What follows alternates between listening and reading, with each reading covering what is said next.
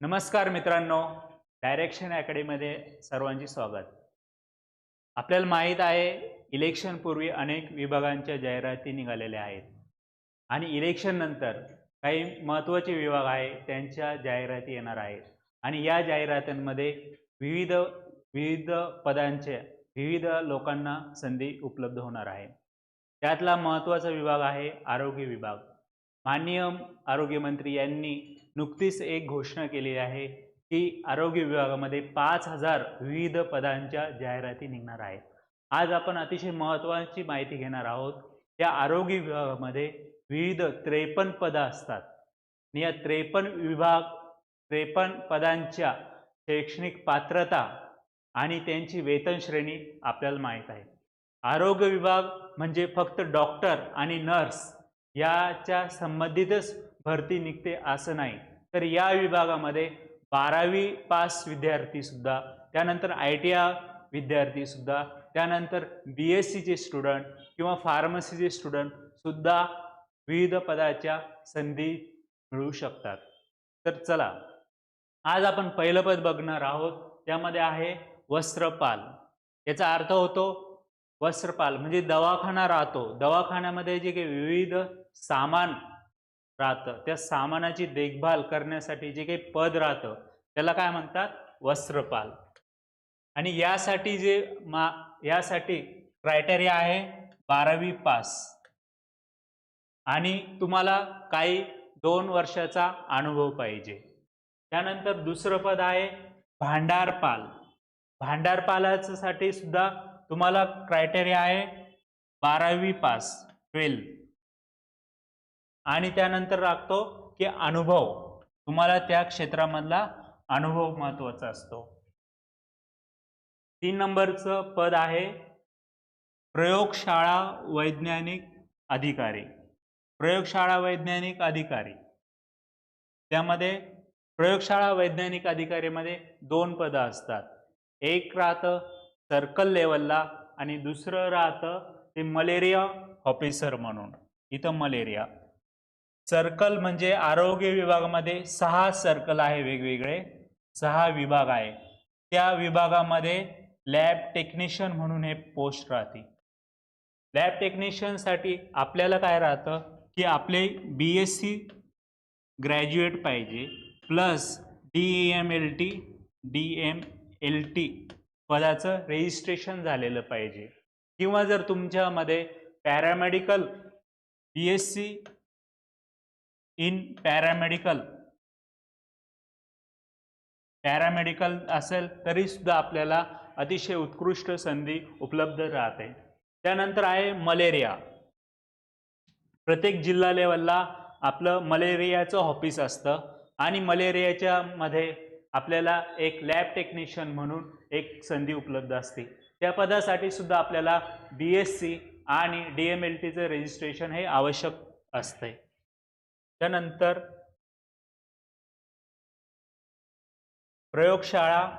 प्रयोगशाळा सहाय्यक. प्रयोगशाळा सहाय्यक सरकारी दवाखान्यामध्ये एक लॅब टेक्निशियन ही महत्त्वाची पोस्ट असते आणि लॅब टेक्निशियनला मदत करण्यासाठी प्रयोगशाळा सहाय्यक ही पोस्ट असते. या पदासाठी आपल्याला महत्त्वाचा क्रायटेरिया असतो BSc आणि DMLTचं रजिस्ट्रेशन आवश्यक असतं. या पदाचा पगार स्टार्टिंग पगार 21,700 एवढं यांचं बेसिक स्केल आहे. नंतरचं महत्त्वाचं पद आहे एक्स-रे टेक्निशियन. एक्स-रे टेक्निशियन सरकारी दवाखान्यामध्ये जे एक्स-रे काढतो आपण त्याच्यासाठी हे पद अतिशय महत्त्वाचं राहतं. एक्स-रे टेक्निशियनसाठी महत्त्वाचं क्रायटेरिया आहे तुमची BSc पाहिजे, तुम्हाला BSc आणि त्यानंतर एक डिप्लोमा किंवा सर्टिफिकेट इन रेडिओग्राफी हा कोर्स तुमचा झालेला पाहिजे. त्यानंतर आहे ब्लड बँक टेक्निशियन. सरकारी दवाखान्यांमध्ये ब्लड म्हणजे रक्त पुरवठा करण्यासाठी जी एक शाखा राहते त्याला ब्लड बँक टेक्निशियन असे म्हणतो. ब्लड बँक टेक्निशियनसाठी आपल्याला BSc आणि डिप्लोमा और certificate in the blood transfusion किंवा ब्लड बँक टेक्नॉलॉजी किंवा मेडिकल लॅबोरेटरी यामध्ये आपलं सर्टिफिकेट कोर्स असणे आवश्यक आहे. त्यानंतर महत्त्वाचं पद की आपला सर्व दवाखाना ज्याच्यावर चालतो तो म्हणजे औषध निर्माण अधिकारी.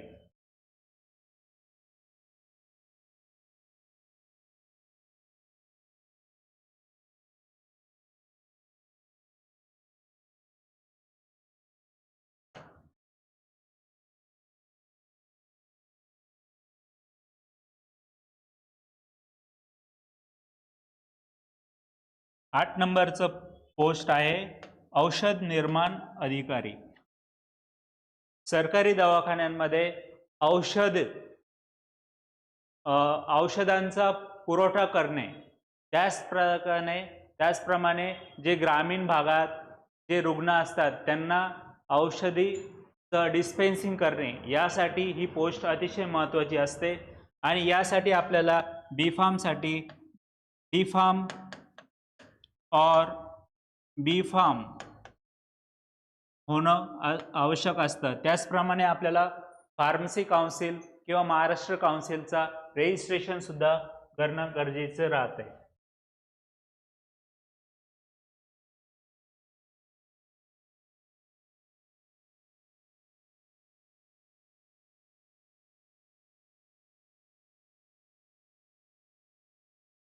नेक्स्ट पद आहे आहार तज्ञ. नेक्स्ट पद आहार तज्ञ, याला आपण डायटिशियन असे म्हणतो. दिसत नाही का? Okay okay.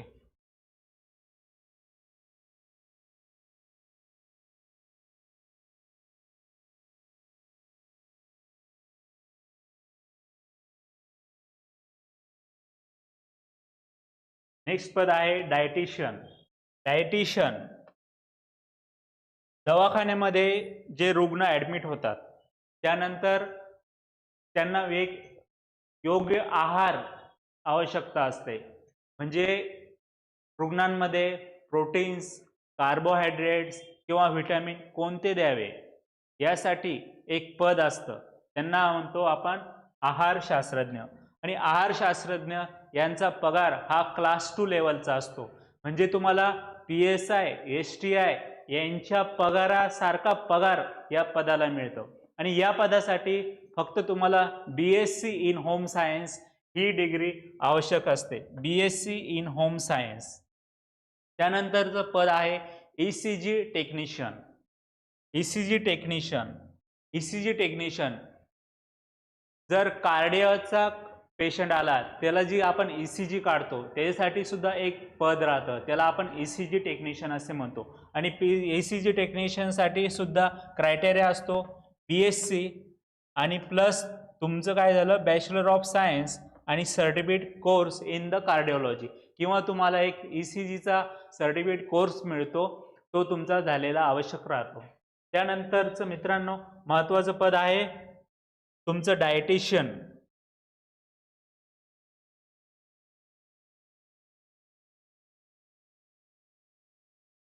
तुमचं आहे डेंटल, दंतयांत्रिकी. दंतयांत्रिकी म्हणजे काय की दाताविषयी जे रुग्ण येतात त्यांच्याशी आवश्यकता असणारं हे पद राहतं, याला म्हणतो डेंटल मेकॅनिक्स. या पदाची सुद्धा पात्रता जी असते ती 12th पास प्लस तुमचा 12th pass plus dental government medical कॉलेजमधून तुमचा एक सर्टिफिकेट कोर्स झालेला पाहिजे. आणि ते कोर्स हा तुम्हाला डेंटल काउन्सिल ऑफ इंडियाचं अप्रूव्ह पाहिजे. त्यानंतरची पोस्ट आहे डायलिसिस टेक्निशियन. किडनी संदर्भात जे काही पेशंट असतात त्यांचं आपल्याला डायलिसिस करावं लागतं. ते डायलिसिस करण्यासाठी ही पोस्ट असते. याचं महत्त्वाचं क्रायटेरिया आहे BSc पाहिजे. BSc प्लस तुमचं डायलिसिसचा एक DMLT कोर्स झालेला पाहिजे, DMLT यासाठी. त्यानंतर महत्त्वाचं पोस्ट आहे ती म्हणजे अधिपरिचारिका. मित्रांनो, अधिपरिचारिकाचे हे दोन प्रकार असतात. म्हणजे एक अधिपरिचारिका की ज्या सरकारी रुग्णालयामधून ज्यांचा कोर्स झालेला आहे त्यांच्यासाठी यामध्ये 50% जागा ह्या रिझर्व असतात, 50%. आणि ज्या प्रायव्हेट इन्स्टिट्यूशन मधून ज्यांचा GNM किंवा ANM कोर्स झालेला असतो त्यांच्यासाठी 50% ह्या जागा राखीव राहतात. आणि महत्त्वाचं म्हणजे या महिलांसाठी अधिपरिचारिका येथे खूप चांगल्या संधी उपलब्ध असतात. आणि या पदाचा पगार सुद्धा 35,400 म्हणजे साधारणतः क्लास 2च्या इक्विव्हॅलेंट पोस्टचा पगार या पदांना मिळतो. आणि विशेष म्हणजे सर्वात जास्त संधी म्हणजे सर्वात जास्त पद या अधिपरिचारिका या पदाच्या निघत असतात. आत्ताच जवळजवळ 4,000 पोस्ट DMAR मध्ये निघालेले आहे. त्यानंतरचं पोस्ट आहे दूरध्वनी चालक. जे महत्त्वाचे ऑफिसर असतात त्याचा फोन ऑपरेट करण्याची जबाबदारी ह्या पदावर असते. आणि या पदाचा जो पगार आहे तो आहे 21,700. आणि याच्यासाठी 10वी पास, फक्त तुमचं सर्टिफिकेट काय तर 12th पास तुम्हाला पाहिजे आणि plus you are fluency in English, Marathi, Hindi language. एवढी साधा क्रायटेरिया या पोस्टसाठी आहे. आपल्याला माहीत सुद्धा नसेल की आपला 12वी विद्यार्थी आहे तुम्ही आणि 12वी विद्यार्थीला तुम्हाला ऑपॉर्च्युनिटी मिळते. तर बघा, लक्ष द्या मित्रांनो, अशा अनेक पोस्ट आहे की आपल्याला त्या खूप चांगल्या प्रकारे आरोग्य विभागामध्ये संधी उपलब्ध करून देऊ शकतात. त्यानंतर महत्त्वाचं पद आहे वाहन चालक.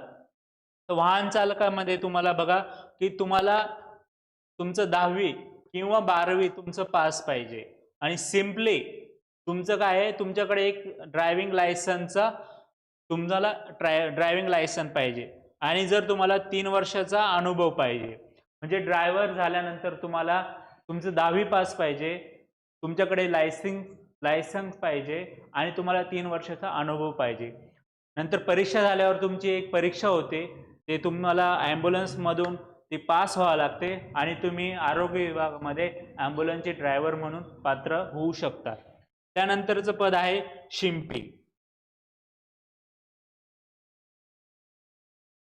शिंपी शिंपी या पोस्टसाठी तुम्हाला SSC पाहिजे आणि प्लस ITI मध्ये आपला शिंपी कोर्स झालेला हवा. म्हणजे बघा, आपल्याला माहित आहे का या पदाबद्दल? अजून नाही. म्हणजे एक टेलरिंग काम सुद्धा आपल्याला आरोग्य विभागामध्ये गरज राहते. चला, नेक्स्ट पद आहे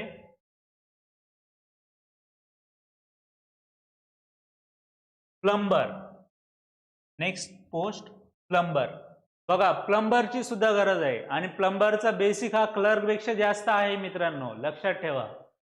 म्हणजे जर तुमच्याकडे 2 वर्षाचा अनुभव असेल, किती 2 वर्षाचा अनुभव असेल आणि एक प्लंबरचा कोर्सचं सर्टिफिकेट असेल तर तुम्ही प्लंबर होऊ शकतात. ओके. त्यानंतर सुतार, कारपेंटर. सुताराची सुद्धा आवश्यकता असते. सुताराचे सुद्धा पद निघतात आणि त्याच्या सुद्धा क्रायटेरिया काय आहे की तुमचा एक सुतार सर्टिफिकेट जो ITI मध्ये होत असतो, जर त्याचं सर्टिफिकेट असेल तर तुम्ही अप्लाय करू शकतात. आणि त्याचं सुद्धा बेसिक हे क्लर्कच्या एवढं पोस्ट बेसिक आहे या पदाला सुद्धा. त्यानंतर आहे ऑफ्थॅल्मिक ऑफिसर. ऑफ्थॅल्मिक ऑफिसर म्हणजे डोळ्यांचे डॉक्टर. यांचं पोस्ट ही आहे, बेसिक आहे 29,200. आणि याच्यासाठी काय पाहिजे तुम्हाला? क्लिनिकल ऑप्टोमेट्री रिकॉग्नाइज कोर्स हवा आहे. त्यानंतरची पोस्ट आहे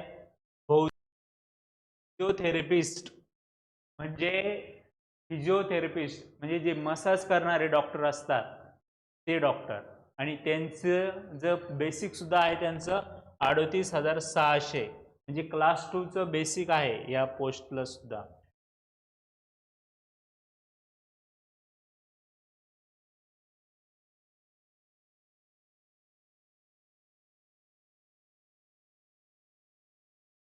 त्यानंतर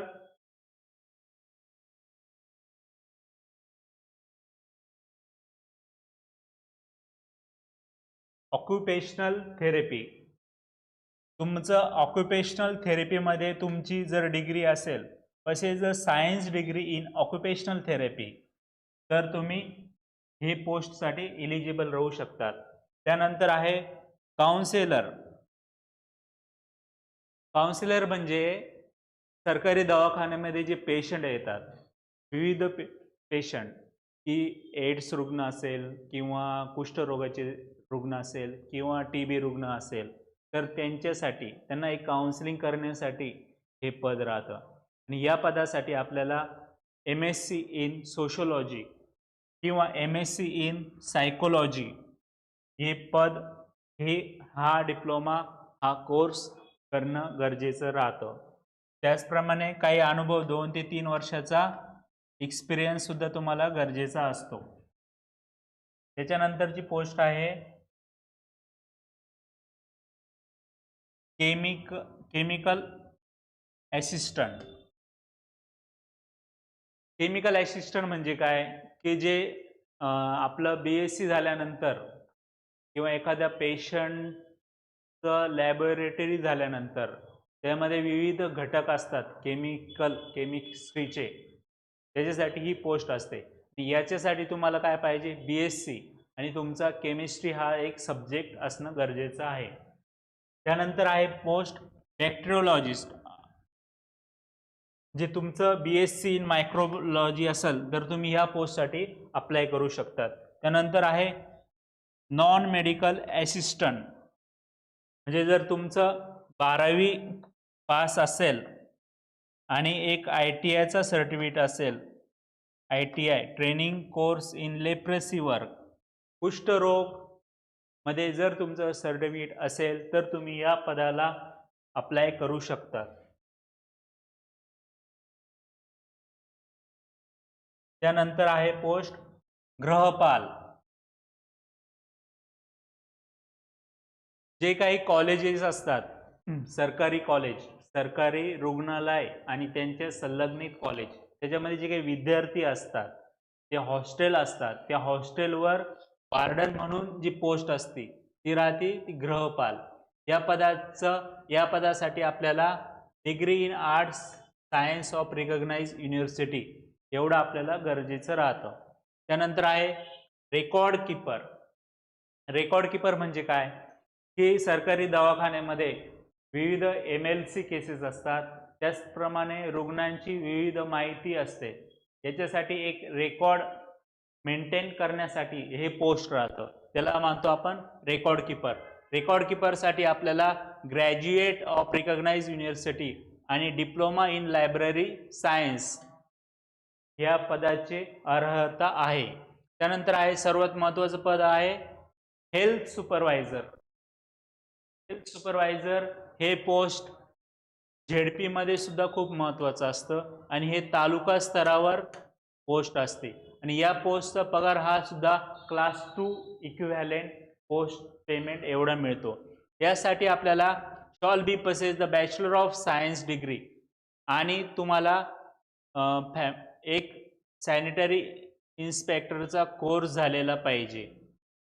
कशासाठी, हेल्थ सुपरवायझरसाठी.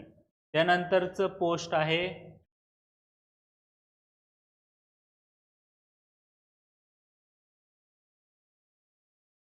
इलेक्ट्रिशियन. सरकारी बिल्डिंग किंवा सरकारी दवाखान्यामध्ये जेवढे काही इलेक्ट्रिकचे काम असतात त्याच्यासाठी ही पोस्ट भरलेली असते, त्याला काय म्हणतो आपण, इलेक्ट्रिशियन. याचा पगार आहे जवळजवळ 25,500. म्हणजे क्लर्कपेक्षा सुद्धा ही खूप चांगल्या संधी असतात, की आपलं जर साधा ITIचे आपल्याकडे कोर्स असेल तर आपण हे परीक्षा देऊन आपण आपली शासकीय नोकरीचा आपल्याला संधी उपलब्ध होऊ शकते. त्यानंतर आहे स्किल आर्टिशन, कुशल कारागीर. कुशल कारागीरसाठी काय पाहिजे आपल्याला, की एक 12वी पास पाहिजे आणि ITI किंवा विविध कोर्स झाला पाहिजे आपण. त्यानंतर आहे सिनियर टेक्निकल असिस्टंट. हा सुद्धा एक ITIच्या बेसवर कोर्स आहे आणि ITIचं जर तुमच्याकडे सर्टिफिकेट असेल तर तुम्ही पास होऊ शकता.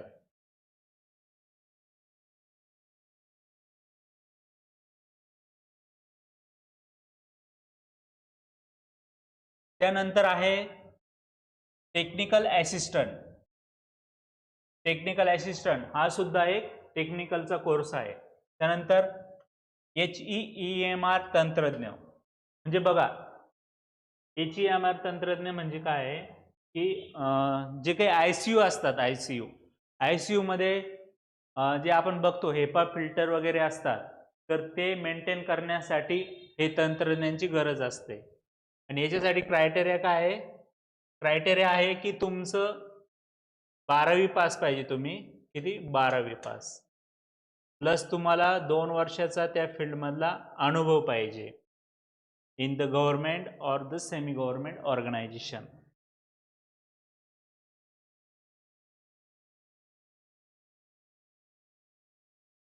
त्यानंतर आहे पोस्ट डेंटल हायजिनिस्ट. ही पोस्ट आपल्या दातांच्या पेशंटच्या रिलेटेड आहे. त्यानंतरची पोस्ट आहे स्टॅटिस्टिकल इन्व्हेस्टिगेटर. ही पोस्ट BSc तुमचं मॅथ असेल किंवा स्टॅटिस्टिक किंवा BCom असेल तर इथं तुम्ही फॉर्म भरू शकता. त्यानंतरची पोस्ट आहे फोरमॅन. बघा, या पदाचा पगार सुद्धा क्लास 2 इक्विव्हॅलेंट आहे. फोरमॅन म्हणजे काय की जे ॲम्ब्युलन्स असतात, ॲम्ब्युलन्सचं मेंटेन करण्यासाठी जी जबाबदारी असते ती फोरमॅनकडे असते. त्यानंतर आहे सर्व्हिस इंजिनियर.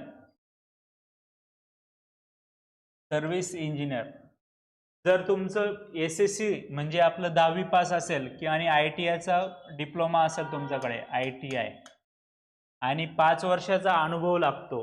5 वर्षाचा जर अनुभव असेल किंवा 3 वर्षाचा अनुभव कशामध्ये? मोटर व्हेकल रिपेअरमध्ये. म्हणजे जर आपण 3-4 वर्ष गॅरेजमध्ये काम केलेलं असेल, आपल्याकडे ITI सर्टिफिकेट असेल, तर आपण ही पोस्ट साठी इलिजिबल असू शकतो.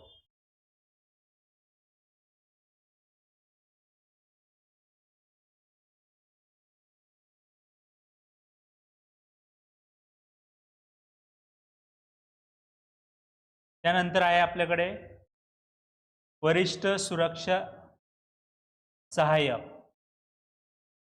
सरकारी रुग्णालयांमध्ये जे सिक्युरिटी गार्ड असतो, सिक्युरिटी गार्डचा बॉस म्हणजे काय?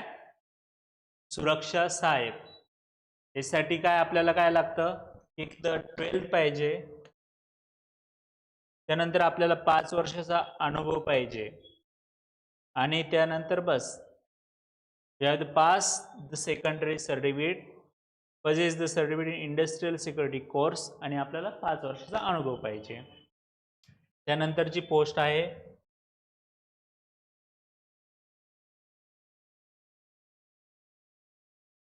समाज सेवा अधीक्षक. मित्रांनो, समाज सेवा अधीक्षक ही पोस्ट MSW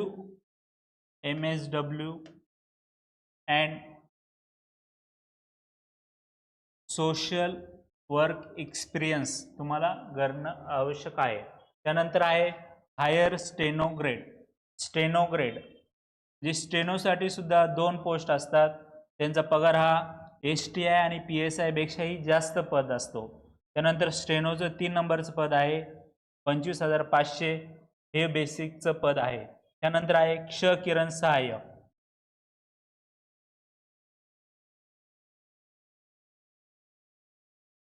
त्यानंतरचं पोस्ट आहे ECG टेक्निशियन. त्यानंतरचं पोस्ट आहे हिस्टोपॅथी टेक्निशियन.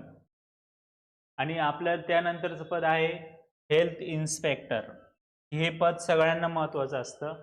याच्यासाठी आपल्याला क्रायटेरिया आहे बॅचलर ऑफ सायन्स डिग्री, आणि त्याच्यानंतर तुमचा पब्लिक हेल्थ किंवा सॅनिटरी इन्स्पेक्टरचा कोर्स झालेला पाहिजे.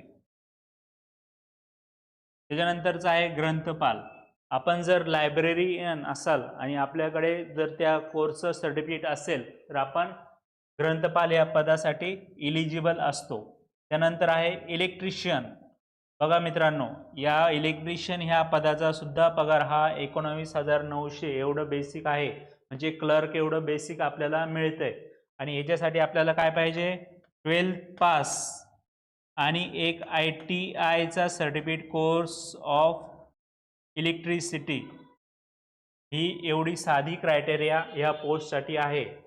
त्यानंतर ऑपरेशन थिएटर असिस्टंट, आपण त्याला काय म्हणतो, OT असिस्टंट.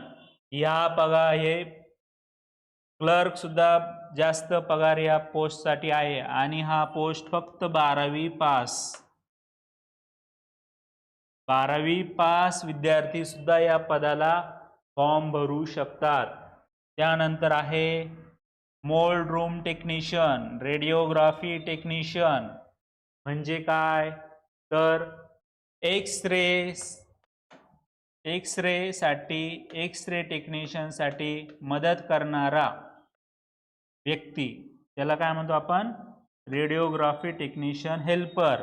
यासाठी आपल्याला BSc आवश्यक आहे. BSc जर पास असेल तर आपण ह्या पोस्टसाठी इलिजिबल असू शकतो.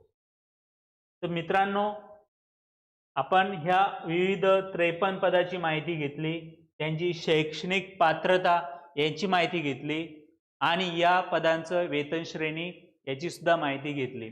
आपल्याला एक समजलं असेल की आरोग्य विभाग म्हणजे फक्त डॉक्टर, नर्स याच्याशी संबंधित नाही. तर आपण 12वी पास असाल आणि आपल्याकडे जर ITI कोर्स असेल, प्लंबर, इलेक्ट्रिशियन, ड्रायव्हर, डेंटिस्ट सहाय्यक, x-ray technician, lab technician, pharmacist असे अनेक पद आहे आणि या सर्व पदांची 5000 पदांची ॲड येणाऱ्या काळात येणार आहे. त्यामुळे या पदासाठी आपण उत्तम अभ्यास करा, उत्तम तयारी करा आणि आपल्या हातातून एक चांगली संधी, समाजसेवा करण्याची संधी सुद्धा आपल्याला उपलब्ध होऊ शकते. बेस्ट लक, कीप अप स्टडींग.